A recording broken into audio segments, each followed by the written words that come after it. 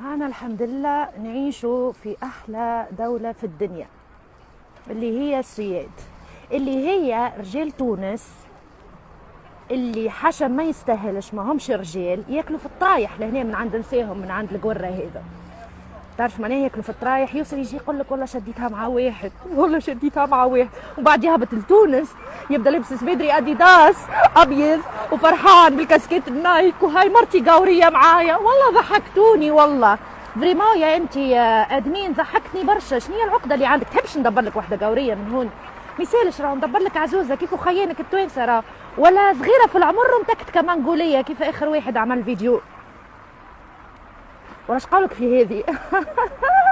هذه تورق لك راه، ولا تورق لك خاطر ماكمش رجال. قسما بالله قسما بالله لكم رجال تلوجوا، كان علي تصرف عليكم واللي تحطكم تحت الصباط، والقارصه الخامجه اللي من 12 سنه وتبدا وهي تصوحب وتعمل وتحل شو يقول فمي، فهمتني؟ هذيك هي انتم اللي تحبوها، اللي من عمرها 12 سنه وهي تحل في ساقيها.